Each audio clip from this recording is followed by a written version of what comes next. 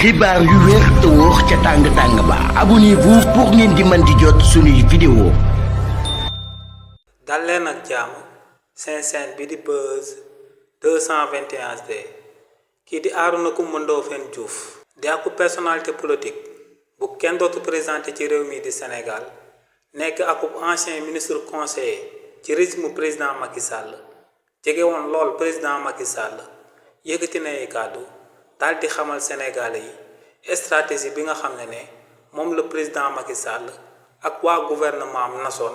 ba daal di fi daan amal ak bor boo xam ne dañ ko doon nëbb Sénégalais yi c'est li ni mel kii di Arouna Coumba Ndoffène Diouf ne président Macky Sall ginnaaw ba ko président Abdoulaye Wade di daan jox boppu réew mi ne lu mu ko fi bàyyi woon comme bor ne buñ ko xayma woon dafa tolloon ci 34% ci PIB wu réewu Sénégal waaye ne kii di Macky Sall ginnaaw ba mu ñëwee ci boppu réew mi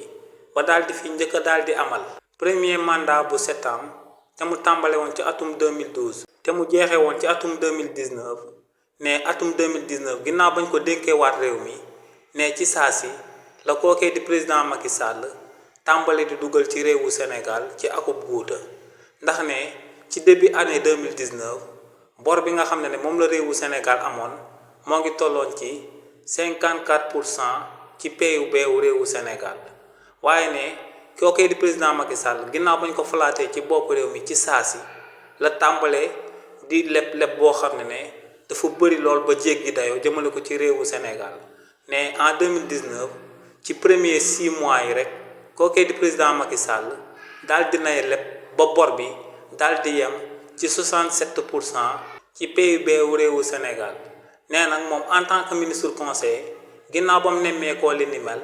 daa demoon daal di koy wax président Macky Sall waaye ne président Macky Sall ginnaaw ba mu ko waxee li ni mel da ko boole woon ak ministre des finances de l'époque mu daal di koy jox yeneen chiffres ak yu bokkul ak chiffres yu mu yoroon mais li ni mel moom moo sababoon mu daal di bàyyi mbir moomee mu daal di daanu waaye ne ay weer lañ ci daal di teg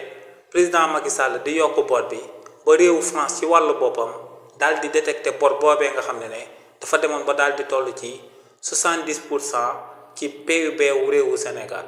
ne waa réewu France ginnaaw bañ xamee li ni mel ne dañoo daal di contacter directement président Macky Sall daal di koy wax li ni mel waaye ne président Macky Sall dafa utiliser waat méthode bi nga xam ne moom la utiliser woon moom ba mu ko waxee daal di jox yeneen chiffre waa réewu France waaye ne waa réewu France li ni mel teewuloon ñu jëloon partenaires yi nga xam ne moom la réewu Sénégal amoon daal di leen di xamal que ne réewu Sénégal leb na ba daal di àgg ci 70% waaye tamit ne kàddu yi yëkkati lu koy firndeel moom mooy que ne boo demee ci site ministère des finances bu France ci atum 2019 di nga fa fekk ñu daal di amal akub rapport di boole réewu Sénégal di woon partenaire am yi que ne kookee sëy bi nga xam ne moom lañ ko autorisé ngir mu daal di koy lebee daal dina koy franchir ba daal dinay toll ci 70%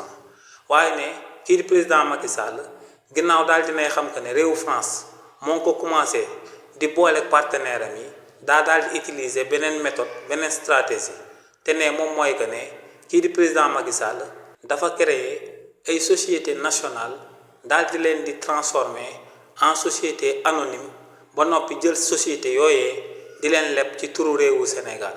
ne li ni mel moom moo sabab bor bi daal di àgg ci sëy bu extraordinaire bi nga xam ne moom la ko waa régime bu bees bi daal di fekk nee nag président Macky Sall ñetti mbir rek moom moo war a daal di sabab mu amaloon li ni mel te bu si jiitu moom mooy que ne kookee da doon waajal dellu si waatam ci réewu Sénégal ndax ne daa xam que ne bu amalee li ni mel comme situation képp ku ko daal di utu di nga daal di nekk ci ay guut ak ay problème yoo xam ne amaana dinañ ko owaat ngir mu ñëw daal di régler problème bi wala ne ñaareel bi moom mooy que ne kookee di président Macky Sall daa bëggoon a enrichir coûte que coûte ne li ni mel moom moo sababoon amaana mu doon jël bor yu ponkal yooyee di ko doon leb ci turu Sénégalais yi ba noppi di ko daan nëbb